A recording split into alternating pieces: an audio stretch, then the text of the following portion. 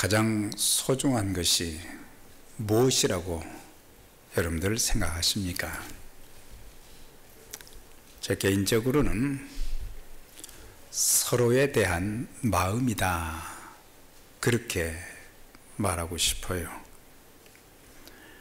내 마음이 상대방에게 전달되어지고 또한 상대방의 마음이 내게 전달될 때에 둘의 관계는 하나됨이 있게 될 것이고, 또 그 관계는 아름답게 발전되어서 서로에게 유익을 주는 공생의 관계가 될 수 있을 것입니다. 부모-자녀 관계에 있어서도 부모의 마음을 헤아리는 그런 자녀, 자녀의 마음을 이해하는 부모,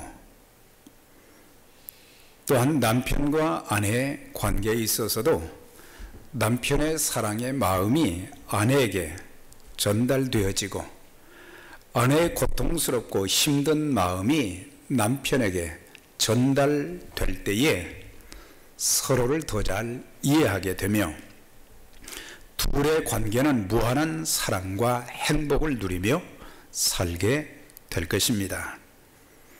또한 우리가 하나님과 예수 그리스도를 믿고 섬긴다고 하면서도 정작 모르는 것이 있어요. 그것이 무엇인지 아십니까? 그것은 바로 나를 지극히 사랑하시는 하나님의 사랑의 마음인 것입니다. 성도로서 교회를 사랑한다고 하면서, 직분을 가지고 교회를 섬긴다고 하면서도 하나님의 마음, 하나님의 사랑을 모른다면 이는 하나님을 잘 모르는 것입니다. 하나님의 사랑, 하나님의 마음을 알면 우리의 신앙생활과 또한 주님과 교회를 섬기는 그 섬김의 태도가 참 크게 달라지게 될 것입니다. 연평한 씨가 지은, 작사, 작곡한 하나님의 마음이라고 하는 그런 노래가 있어요. 우리 교회에서는 전혀 불려지지 않은 그 노래인데, 가사를 보게 되면 하나님 마음 어떠하셨을까? 죽기 위해 떠난 아들을 보시던 하나님 마음 어떠하셨을까? 그 마음 알기 원해. 하나뿐인 하나님의 외아들을 악한 인간들을 위해 보내셨던 하나님 마음 어떠하셨을까? 그 마음 알기 원해. 죽어야만 한 아들을 보내신 아버지의 마음 어떠하셨을까? 십자가에 달린 예수님 보시던 아버지의 그 마음, 왜 내가 이런 큰 사랑 받게 됐는지, 그 사랑 얼마나 큰지도 몰랐네. 날 향한 하나님의 아픈 사랑을 이제야 깨달았네. 그래서 가사를, 제가 곡을 잘 모릅니다만은 이 가사를 여러 차례 묵상하면서 내가 교회 생활을 오래 했는데, 내가 신앙 생활을 오래 한다고 했는데 하나님 마음을 내가 얼마나 알고 있을까? 하나님의 마음을 가지고 또 내게 주어진 그런 삶의 현장과 또 교회를 섬겼는가, 이런 것들을 생각해 보는 그런 기회가 되었습니다. 주님께서는 누가복음 15장의 비유를 통해서 목자와 잃어버린 양의 비유, 여인과 잃어버린 드라크마의 비유를 통해서 죄인들을 향한 하나님의 사랑의 마음에 중점을 두었는데, 반면 세 번째 비유인 아버지와 탕자의 비유는 인간 편의 회개에 중점을 두고 있습니다. 특히 둘째 아들과 큰 아들의 모습은 불효자의 대표적인 표상입니다. 두 아들의 가장 큰 불효는 무엇인가? 아버지의 마음을 몰라 주었다고 하는 것입니다. 본문에 나오는 두 불효자는 누굽니까? 예수께서 이 비유를 들어서 말씀하신 것은 바로 바리새인들과 서기관들, 종교 지도자들을 바라보면서 그들은 나름대로 종교의식, 예배도 잘 드렸다고 생각하고 또한 금식도 하고 기도도 하고 또 11조도 드리고 나름대로는 성경도 많이 알고 있다, 그렇게 생각했지만 우리 주님께서 보실 때는 그들은 종교적인 형식과 종교적인 그런 내용, 또 성경에 기록된 율법의 말씀을 알고는 있지만은 정작 하나님의 마음을 모르는 종교 행위, 또 그들의 행실이었던 것을 주님이 지적하시면서 말씀하신 거예요. 그러면 이거는 2000년 전에 주신 말씀인데 오늘날 바리새인들이 없는데요, 서기관들이 없는데요. 오늘 그 사람들이 누구겠어요? 바로 저와 여러분이에요. 가만히 보면 신앙생활도 하나님 마음을 헤아리는 자들의 그 신앙 자세, 또 교회 섬기는 모습, 이것이 달라요. 그래서 하나님을 말하고 예수님을 말하고 성경을 말하고, 그렇지만은 내 안에 주님의 마음이 없이 주님의 마음을 헤아리는 하나님 아버지의 고통스러운 그 마음을 안다면 우리의 언행심사, 우리의 삶은 달라질 수밖에 없는 거예요. 12절에 보면 아버지 내가 받을 상속재산을 내게 주소서. 아버지의 마음을 몰라준 둘째 아들의 그 모습을 통해서 하나님의 사랑의 마음을 모르는 죄인들의 그 모습을 가르쳐 주고 있습니다. 신명기 21장에 보면은 유대인들의 그 율법에 보면은 아버지가, 부모가 그 재산을 자식들에게 상속을 할 때는 언제냐? 죽을 때가 가까웠을 때, 죽을 때가 가까이 왔을 때 재산 상속을 하게 되는데, 아버지가 건강하고 멀쩡하게 잘 계신데도 불구하고 아버지 내게 돌아올 그 재산을 미리 딱 떼서 주세요. 그것은 무엇입니까? 이 아들은 아버지는 상관이 없어요. 아버지에게는 아무런 관심도 없어요. 오직 자기의 욕심, 자기의 삶, 이런 것에만 관심이 있기 때문에 참 그런 아버지의 마음을 헤아리지 못한 그런 그 불효자의 모습을 보여주고 있습니다. 그럼 왜 그는 아버지에게 이 재산을 좀 일찍 떼서 저에게 주세요, 그렇게 했겠습니까? 그것은 마음대로 살고 싶어서. 아버지와 함께 살면은 아버지가 간섭도 많이 많이 하고 또 여러 가지 참 부자연스러운 그런 부분들이 있기 때문에 내 마음대로 한번 좀 하고 싶은 것 좀 하면서 살아보자. 그것이 자기의 인생이 행복하리라고 착각했던 것을 보게 됩니다. 이와 같이 인간들도 내 삶의 주인이 되시는 하나님을 떠나서 사는 것이 편하고 좋을 것 같지만 절대 그렇지 않다는 것을 둘째 아들의 비유를 통해서 알려주고 있습니다. 물을 떠난 고기가 살 수 없듯이 하나님을 떠난 인생, 예수 떠난 인생은 의미 있고 풍성한 삶을 누릴 수 없고 영생의 복을 누릴 수가 없는 것입니다.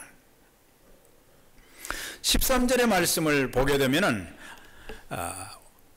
그 후 며칠이 안 되어 재물을 다 모아가지고 먼 나라로 가서 거기서 허랑방탕하더니 그랬어요.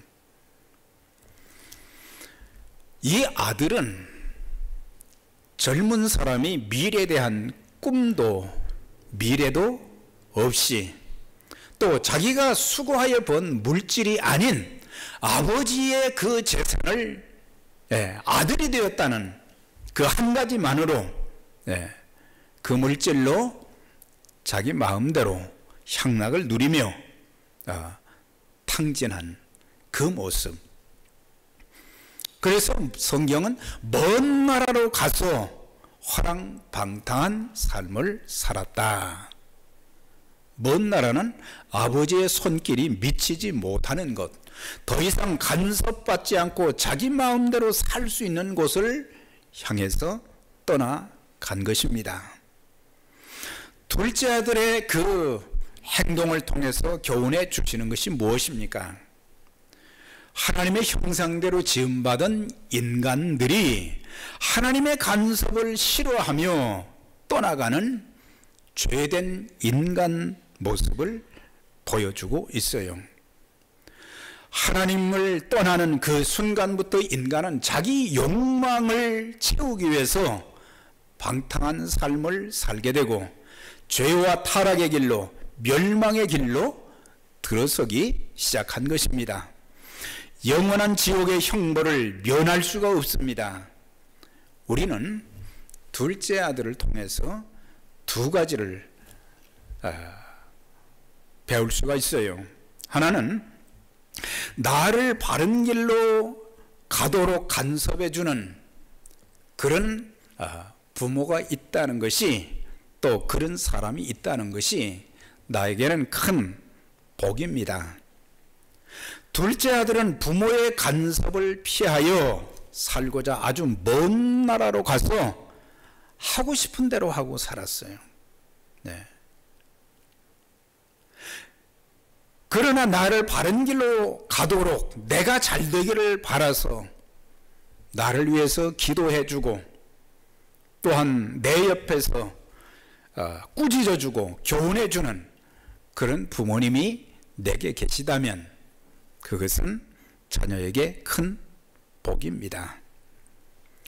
개인적으로 저는 하나님이 내 인생에 개입하셔서 참 일하시는 것을 너무너무 감사할 때가 많아요.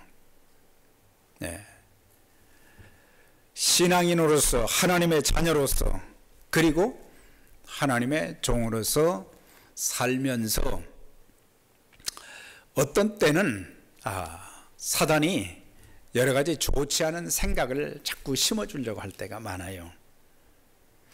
어떤 때는 내 모습이 하나님의 종다운 그런 모습들이 보여지지 않을 때도 있어요.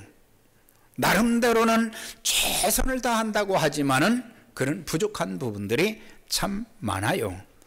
하나님이 보실 때는 그게 아닌데, 그런데 그걸 그냥 놔두신다면 어떻게 되겠어요? 그래서 그때마다 하나님께서 두 가지 루트를 통해서 깨우쳐 주시는 거예요. 하나는 기록되어진 성경의 말씀. 우리가 이 성경의 말씀을 많이 읽고 암송하고 내가 그 말씀을 묵상하며 사는 것은 우리의 인생의 신앙생활하면서 제일 큰 축복 중에 하나예요. 왜냐하면 거기에는 축복의 말씀도 많이 있습니다. 거기에는 위로의 말씀도 많이 있어요. 거기에는 하나님의 풍성하신 은혜의 그런 말씀들, 우리의 인생길을 인도해 주시는 하나님의 그 지도가 또 많이 있는 거예요. 그런데 그것보다 더 놀라운 것은 내가 잘못 생각하고 잘못 말하고 또 잘못 행동하고 또한 당연히 내가 하나님의 일꾼으로서 해야 될 그런 일들이 있음에도 불구하고 그걸 잘하지 못할 때 말씀이 저에게 다가옵니다. 그 말씀을 통해서 정신을 바짝 차리게 하는 거예요. 그런 경험들이 있으십니까? 네. 이걸 아는 사람들은 잘못된 길로 갈 수 없어요. 또 내가 기도하는 가운데 성령님께서 나에게 기도 중에 그것을 깨닫게 하시는 거예요. 최 목사 그러면 안 돼. 네. 그러면서 구체적으로 저에게 말씀을 해 주시는 거예요. 그 순간 정신이 바짝 드는 거예요. 네. 오늘 우리가 종교 생활에는 많이 익숙하지만 이런 경험들이 없다 보니까 말씀이 아무런 능력이 없어요. 네. 성령의 능력이 얼마나 놀랍고 위대한데 성령의 그 능력이 나타나지 않으니까 어떤 때는 하나님이 무력하신 것 같고 예수님이 무력하신 것 같고 성령님이 무력하신 것 같고 나와 함께하지 않는 것 같고 그럴 때가 많아요. 여러분들 그런 경험을 좀 자주자주 할 수 있기를 주의 이름으로 축원합니다. 정말 정신 차려야 돼요. 정신 차리고 내가 지금 잘못되고 있는데 그걸 깨닫지를 못하는 거예요. 내가 지금 잘못 생각하고 있는데 잘못 판단하고 있는데 그걸 모르는 거예요. 그래서 그것을 통해서 제 모습을 보게 되고 제 모습을 보면서 얼굴이 뜨뜻한 거예요. 아무도 보는 이가 없는데 얼굴이 뜨뜻한 거예요. 여러분 그런 경험을 좀 하셨어요? 얼굴이 뜨뜻하지 않으면 잘못되고 있는데도 얼굴이 뜨뜻하지 않다면 그거는 양심이 화인 맞거나 그 삶에 문제가 있는 거예요.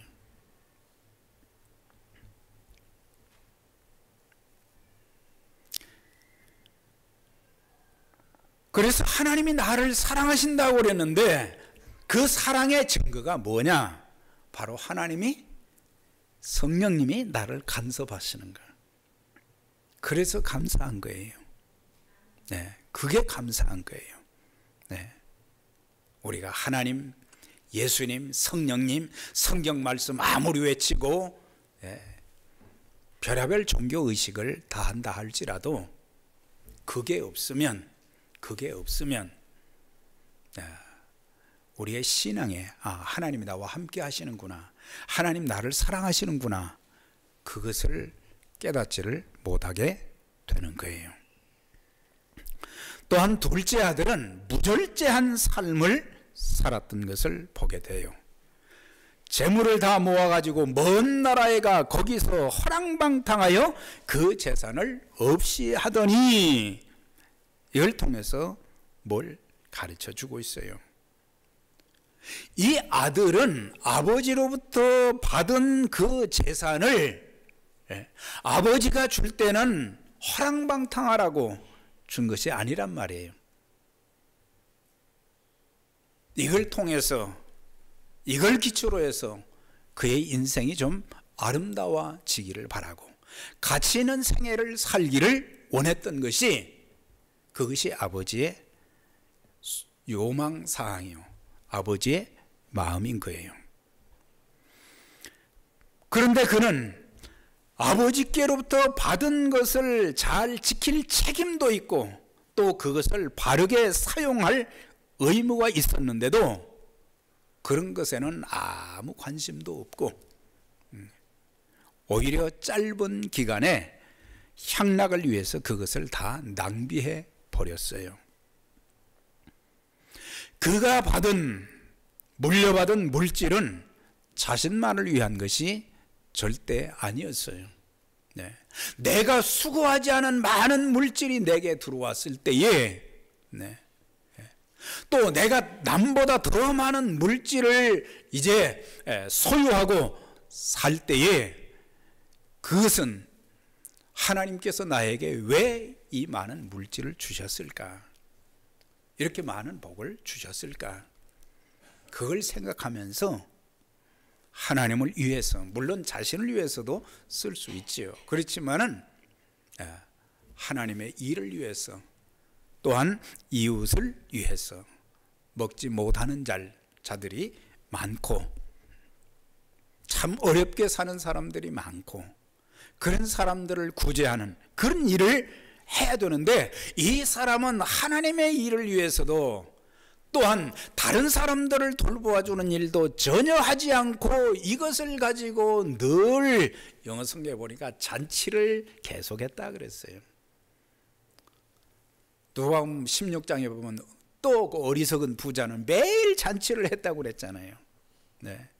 그러니까 먹고 마시고 취하고 이런 것에만 관심이 있었지 하나님께서 왜 나에게 이런 복을 주셨을까? 네. 또 누가복음 12장에 보면은 어리석은 부자가 또 나오잖아요. 네.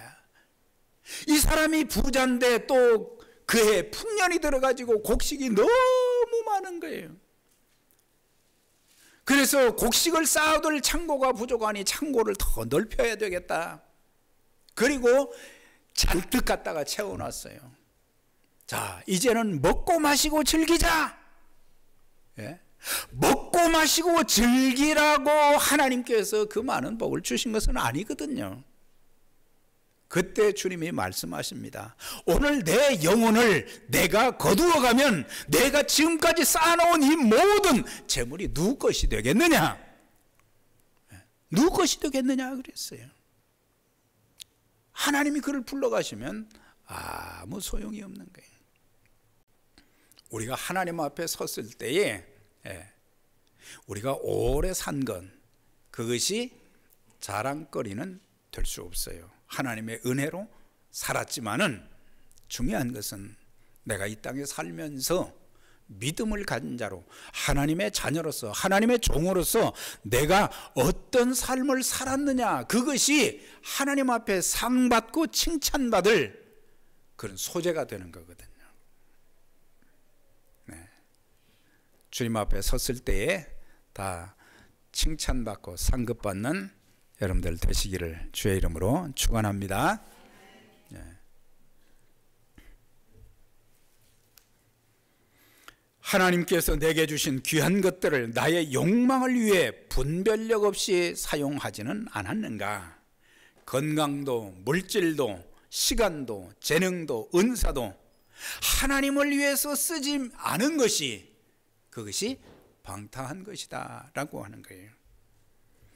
우리는 살면서 육체의 절제도 있어야 돼요. 우리의 몸이 건강해야 되지만은 이 육체를 범죄의 도구로 써서는 안 된다고 하는 거예요. 얼마나 많은 사람들이 이 육체를 잘못 사용하는지 모릅니다. 우리에게 주어진 그 수많은 시간들을, 우리에게 주어진 그 시간들을 지금 우리가 어떻게 사용하고 있는가? 우린 시간 사용에 대한 이런 내용들이 그렇게 많지 않다는 사실이에요. 많은 시간들을 우리는 흘려보내고 있다고 하는 거예요. 하루하루 살면서 정말 하나님 보시기에 그 아름다운 그런 모습으로 그런 일들을 이루면서 사는 그런 우리의 삶이 되어져야 되는데 그런 것들이 참 우리에게 부족한 거예요. 물질도 절제가 좀 필요하거든요. 우리는 있을 때는 막 쓰고 없을 때는 또 그냥 전전긍긍하고.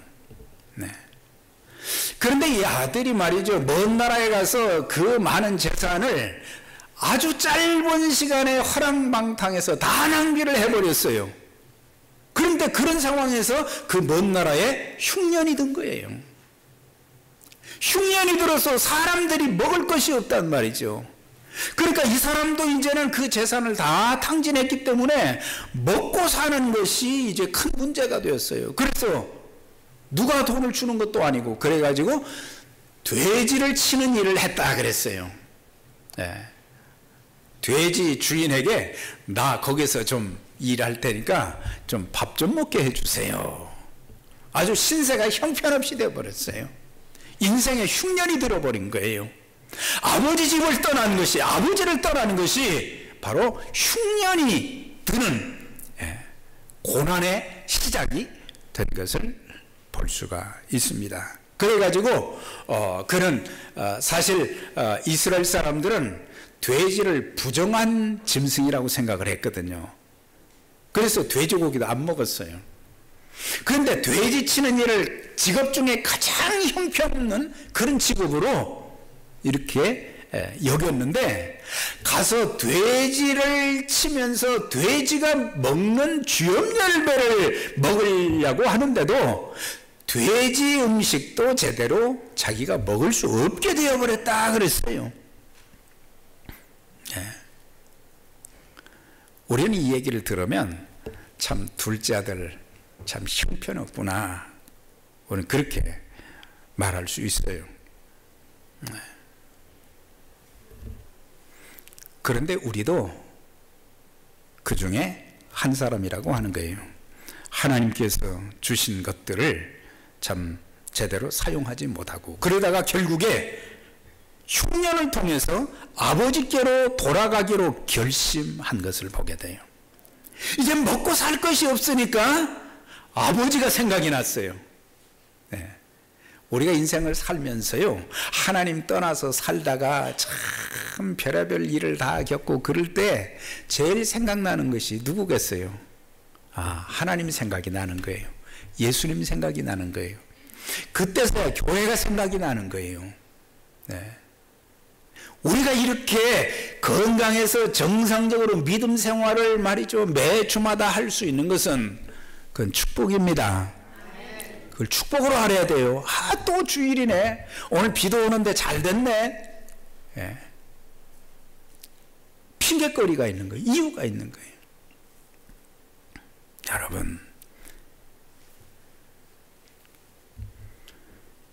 우리 인생에 흉년이 와서는 안 되는데, 그래서 그 흉년을 겪으면서 먹을 것이 없어서 돼지가 먹는 쥐염 열매를 먹으면서 이제는 제정신이 든 거예요.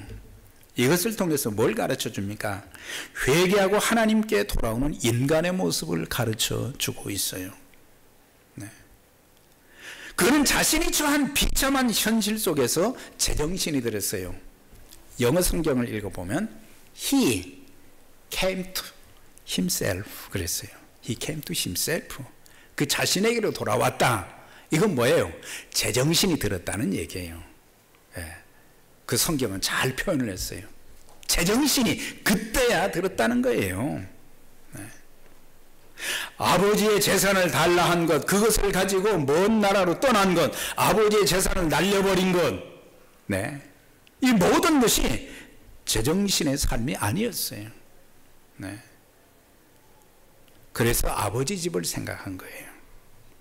회개는 하나님께 돌아오는 것이고, 하나님께 돌아오는 것은 바로 자기 자신에게 돌아오는 것입니다.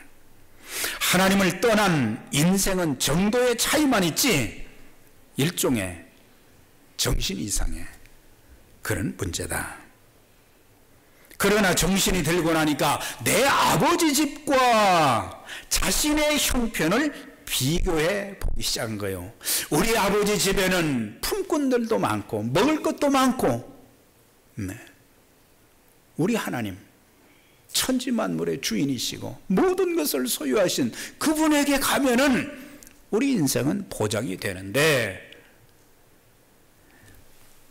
내 노력으로, 내 수고로, 내 마음대로 살려고 하는 것은 나중에 흉년을 맞이하게 되는 거예요. 그래서 자신의 그 상태를 아는 것이 중요한 거예요. 그래서 일어나 가서 하늘과 아버지께 죄를 지었사오니, 하늘과 아버지께 죄를 졌다고 하는 거예요. 그때서야 내가 죄인입니다, 그것을 알게 된 거예요. 네. 우리가 바른 정신이 들면요, 내가 하나님 앞에 죄인이라는 것을 깨닫게 되는 거예요. 죄인이라는 것을 깨닫지 못하는 사람들은 제정신이 아직도 안 들었다는 얘기와 똑같은 거예요. 아유, 어떻게 그런 말을 합니까? 그러나 그게 맞은 거예요. 제정신이 들면 피조물은 하나님의 형상대로 지음을 받았는데 하나님을 바로 알게 되고 하나님을 가까이 하고 그분의 말씀을 듣고,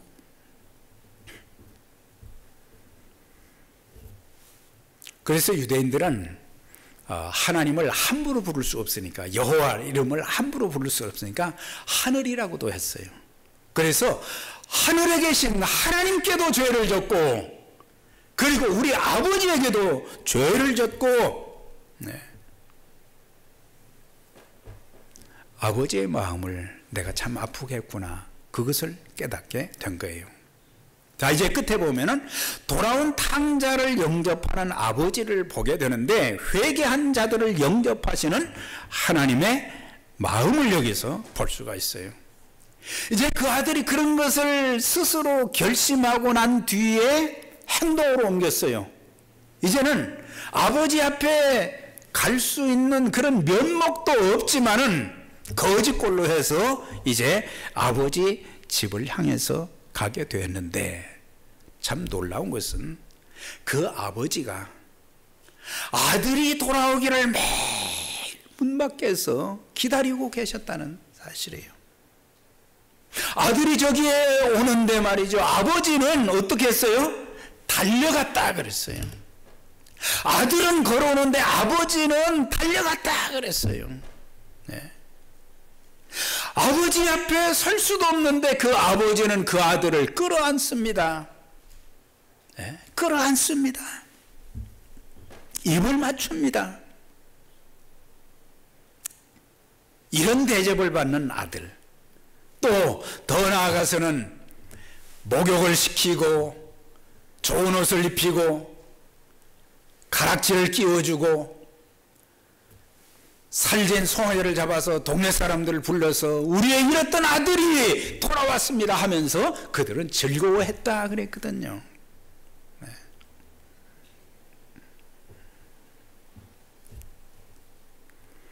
하나님 앞에 회개하고 돌아오면 하나님은 아무 말씀하지 아니하시고, 너 그 죄 지었지, 그렇게 했지 묻지 아니하시고, 주홍같이 붉은 죄, 눈과 같이 우리의 모든 죄를 깨끗하게 씻어주시고, 회개한 우리를 하나님의 자녀로 삼아주시고, 하나님의 권세, 하나님의 축복을 누리며 살게 만들어 주시는 하나님의 그 은총, 그 사랑, 그 마음. 그러니까 이 둘째 아들이 돌아와서 발견한 것이 뭐겠어요? 아, 내가 이렇게 아버지에게 소중한 존재구나, 사랑받는 존재구나, 그것을 그때서야 알게 된 거예요. 그리고 몸둘 바를 몰랐겠죠. 나를 품꾼의 하나로 써주소서, 아들인데 당당할 수가 없으니까 품꾼의 하나로 써달라고 그랬을 때에, 네, 아버지가 그를 영접해 주었을 때 몸둘 바를 모르고, 네, 우리의 신앙생활이, 우리가 교회와 주님을 섬기는 것도 그런 마음을 가지고 섬기면 There is no complaint. 불평할 거 없어요. 나 같은 사람을 하나님이 사용해 주신다는 게 얼마나 놀라운 일이냔 말이에요. 우린 자랑할 것이 없어요. 공로의식을 가질 수가 없는 거예요. 나 같은 죄인을 영접해 주시고 나 같은 자에게 은혜를 주셔서 이렇게 섬길 수 있도록 해 주신 것, 쓰임받게 해 주신 것, 그게 감사하단 말이에요. 그러면 큰아들은 또 어떤가? 큰아들은 효자인가? 큰아들은 자기 말대로 자기 집에서 아버지를 도와서 열심히 부지런히 가서 일을 했다 그랬어요. 예.